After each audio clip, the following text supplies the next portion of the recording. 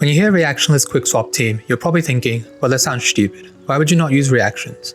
Honestly, I felt the same way until I tried it, and now it's probably my favorite comp by a large margin, so I decided to make a guide for it. Also, the fact that Venti just had a rerun and potential future reruns made me think now is a great time to do so. However, I'm not a content creator or anything and learned how to edit videos from Google, so this guide may be a bit lackluster, but I wanted to share this comp because I couldn't find a single showcase for this specific team, a double Anemo, double Geo squad that consists of Zhongli, Albedo, Jean, and Venti.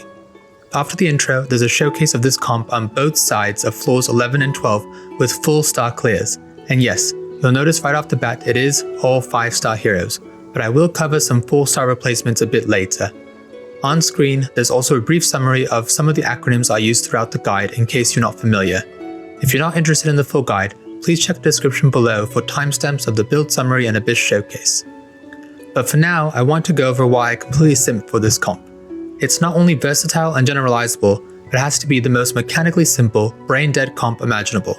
What do I mean? It is the perfect comp for lazy gits like me, because it requires no animation cancelling, no dodging, very little repositioning, no running from any mechanics, no worrying about HP or healing, no worrying about shield breakers, and even no thinking for the most part. This comp, in my opinion, is able to deal with any Abyss situation I can imagine, past, present, and the foreseeable future. Now, you might be pretty skeptical at this point because it makes no sense that a reactionless team could deal with pretty much every situation and shield, but it is surprisingly effective. It's similar in this regard to the double Anemo, double Geo Zhao comp without having to rely on a greedy and selfish hypercarry. The reason it deals with shields so fast is that you're simply constantly spamming E's and Q's, and for whatever reason, Jean E, Albedo Q, and Zhongli Q just rip apart shields. This includes shields from Abyss Mages, Slimes, all kinds of Hilly Chels, and Geo shields. The only problematic shields are potentially for 2E, but you'll see in the showcase that if you chain crowd controls or CCs on them, then you can burst them down pretty quickly regardless. On top of which, Zhongli and Jean are both excellent at interrupting their shield casting.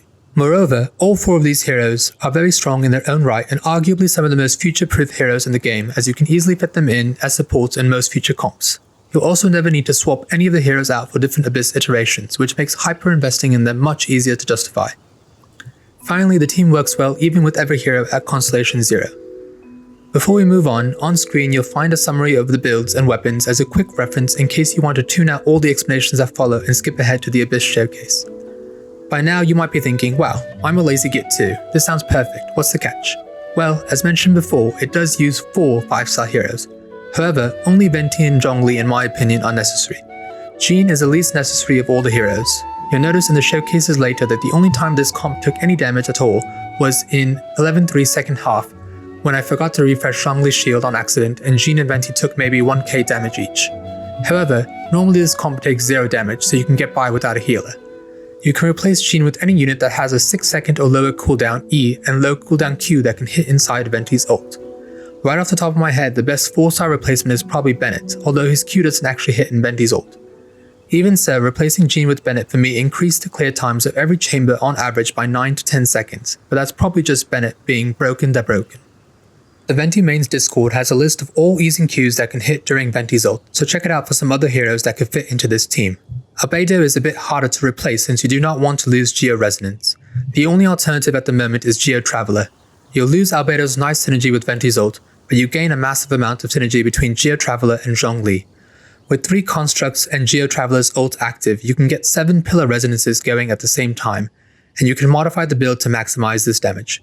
Geo Traveler also generates a lot more particles than Albedo, further lowering the overall energy recharge requirements of all 4 units, especially Zhongli. Another downside of this comp is that you'll likely never get those showcase sub 15 second single chamber speed clears that Melt, Vape, and other reaction comps can do. However, my current comp is still hitting 30 to 45 seconds per chamber on floors 11 and 12, and still has lots of room to improve on both gear and talents. Furthermore, you do also have to invest in 4 units rather than just 1 carry, but you don't need as high a crit ratio on any 1 unit. Mainly, it is leveling all E's and Q's up to at least 8, and all artifacts to at least 16 or 20 that is the biggest struggle. In my opinion though, the benefits outweigh the downsides. The crit ratio requirement is typically lower than carries, you never have to reset or swap heroes, and it's the most brain dead gameplay. By now, most players should be well past the point of cheap deeps teams anyway. Now, let's get into the Abyss showcase, during which I will go over the rotations, general Abyss strats, and builds. I've done a lot of my own maths and calculations specific to this Quickswap playstyle for the weapons, so I'll be giving you my recommendations based on that. The showcase starts with this comp on the second halves of both floors 11 and 12, as I believe this half is best suited to this team, mostly because Sis and Mage Flies in the first half can mess up ult aiming, and the Rune Graders in 12-3 second half can easily be knocked down by Zhongli and Albedo. However, I also included the showcase of this team on the first half of both floors afterwards, as you can easily use this comp in either half. Before I get into builds, let's discuss the general rotation, which is super straightforward. First, you want to primarily cycle between 3 E's, Albedo E, Jean E, and Venti E. Zhongli's E just does too little damage, and as you might notice in the showcase, I personally am too lazy to pay attention if enemies are staying within the pillar resonance area. Instead, you want to just use the other 3 E's as your main rotation. Start with Albedo E, immediate swap to Jean E, immediate swap to Venti E, and then stay on field with Venti for a tiny bit so Venti can collect both Jean's E particles and his own E particles. This allows Venti to need lower ER than usual. Since only Venti is waiting for particles, the rotation itself is very fast, less than 6 seconds. In between the triple E rotation, you want to use ults whenever they are available, and always use Zhongli's hold E right before you use his ult, assuming you do not have C2, which takes care of shielding. Now, this rotation has 2 general variations. The first is whenever you're facing enemies that can be CC'd by Venti, such as most of floors 9, 10, 11, and 12-2. Here you can use ults as they come off cooldown, although I prefer to toss Zhongli's ult and Albedo's ult into Venti's ult. Remember, Jean's ult does not hit into Venti's ult, so you want to use it when Venti's ult is not active. However, everyone's E's and the rest of the Q's can all hit in Venti's ult. The second variation is against bigger enemies that Venti's ult cannot CC alone. In this case, you want to build up both Zhongli's ult and Venti's ult together instead of using them on cooldown. If you don't have Zhongli's C2, then first cast his hold E, then use Zhongli's ult to lock down big enemies, and immediately follow it by switching to Venti, taking a short step back and casting Venti's ult. Make sure not to waste time turning around as Venti will do it automatically. Finally, run back into enemies so they do not run out of Venti's ult. Since you're shielded, it won't matter if you fight right in the middle of them. You'll notice this change in playstyle throughout 12-1 and 12-3 in the showcase. Zhongli's petrification has the added benefit of causing larger enemies to slowly be dragged by Venti's ult. I believe only Ruin Guards and Graders cannot be dragged this way. By now, you've probably also noticed that I mess up these rotations. A lot. Let's just say I am mechanically lacking. Maybe I was nervous from recording gameplay for the first time, but I frequently swap to the wrong hero, which you'll notice when I stand there doing nothing as I mash E wondering why it's not working. And I often miss abilities completely, like Jean Z. Used abilities in the wrong order, forgot to use ults that were ready, the list goes on and on. I originally wanted to keep redoing it until everything was perfect and I achieved the best possible clear times I could. But after running through it, I realized there's a reason why I used this lazy team. I didn't redo it because leaving all the mistakes in just proves how brain dead this comp really is. It is 100% not because I'm lazy and recording perfect gameplay seems like a lot of work. Moving on. I also wanted to go over general Abyss strats before diving into all the build details, so you can better understand the showcase. For floors 9 through 11, the gameplay is fairly straightforward. With enough investment, you can basically YOLO your way through these floors. This will always be true on any floors with enemies that Venti can CC. For Abyss Mage Shields, you'll notice how well this comp takes care of them in the showcase during 11-1 first half against the Hydra Abyss Mage. Slimes are even easier since they get CC'd by Venti even with their shields on. Try to always position Venti on the side so he can aim his ult towards the middle of enemy groups. Remember, you do not need to turn around to face enemies. All abilities will automatically target nearest enemies. Basically, for every chamber, you want to get Venti's ult off as soon as you can. Once you get one off, you will generate so many HP based energy orbs that you can pretty much perma-CC everything from then on. For 11-2, try to make sure to go into it at the start with either Venti or Zhongli's ult ready. This will make it dramatically easier as you'll notice in the showcase. I mostly ignored the Engulfing Storms debuff in floor 11. The Slowing Waters debuff in the next Abyss probably won't be an issue either. Just try to cleanse before using Venti's Q whenever you can. For floor 12, you might have assumed that Venti sucks here because his CC doesn't quote-unquote work. You'll notice though that as long as you marginally adjust your rotations as previously described and turn on your brain ever so slightly, it's still pretty simple. In fact, this comp has better clear times in every chamber except 11-1 second half and 12-1 both halves than any of my carry comps. Do note though that I don't use Hu Tao or Ganyu, so I don't know how timings will compare to those beast level mega carries. Still, the point of this comp is to enable lazy gameplay, not beat broken heroes like Ganyu. The builds themselves are also straightforward. You pretty much build almost everyone for damage. Venti by far does the lion's share of DPS in the group, and you want to give him the best of the best. 2 Venera, 2 Noblesse, or 2 Venera, 2 Gladiator is the way to go here. But if you swap out any units for heroes with absorbable elements, then 4 Venera is better. Typically, you can just use whatever has better substats there. For main stats, go attack Sands, Anemo Cup, and crit helm, and substat priority is crit first, then attack, then ER, and finally EM last. ER only needs to be around 155 in this comp, and remember, Venti gets 32% ER at max ascension, so a few substats is enough. For weapons, Venti has the highest requirement as you really want a Harp, Alley Hunter, or Stringless in that order. The current banner is great to snag a weapon for Venti as it has both his best in slot and second best in slot on rate up, but of course always spend responsibly. Out of all the heroes, he's the only one who needs a really good weapon in my opinion, although if you cannot get any of these, Viridescent Hunt and Amos are fine. If you cannot get those either, then any weapon with a damage subset like crit or attack works, and Sacrificial Bow as well since you get 2 E's. Jean is built like Venti with an attack Sands, Anemo Cup, and crit helm.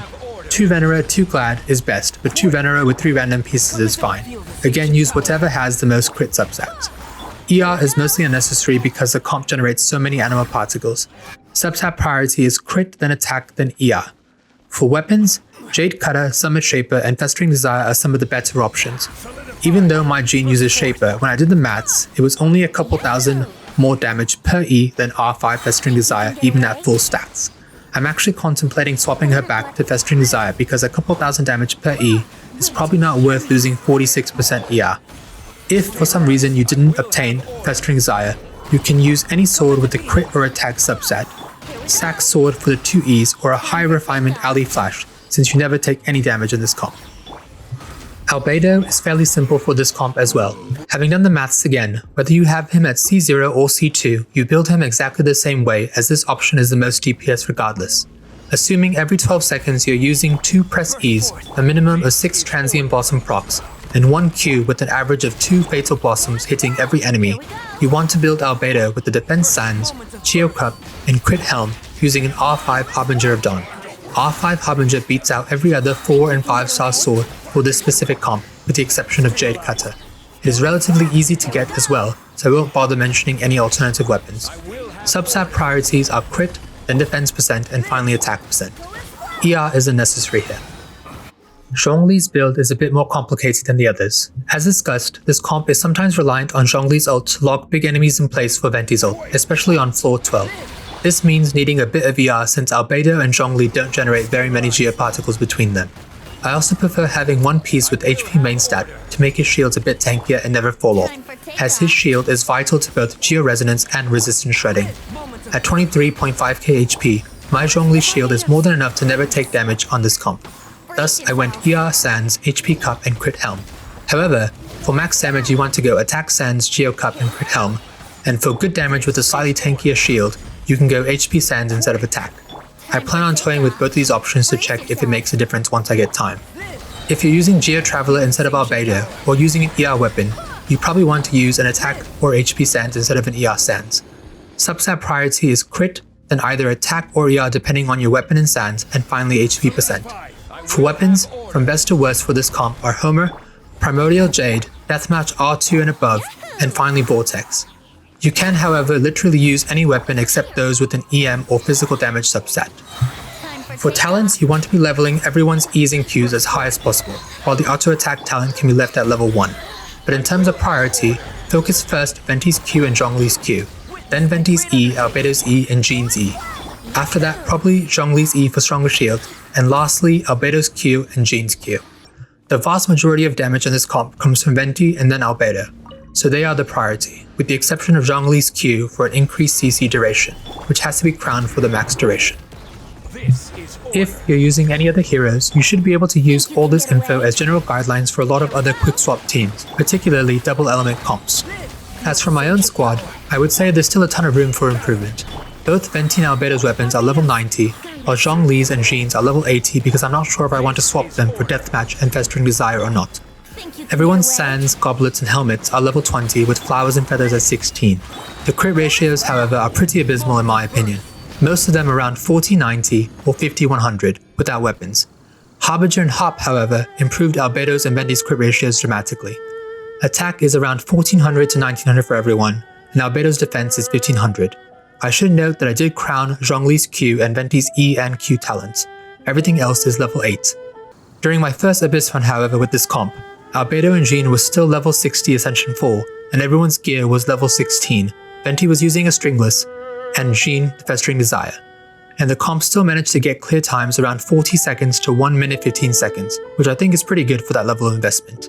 I only started building this comp when Venti was rerun as I didn't have him before, and probably spent around 25 to 30 saved up fragile resins on the whole team at the time to farm their gear, which isn't much for an entire team. Point is, the investment is not as steep as you'd think given most players probably have lots of resources at this stage. Well, that pretty much covers it. Feel free to send me any questions or comments, and happy mindless quick swapping to everyone.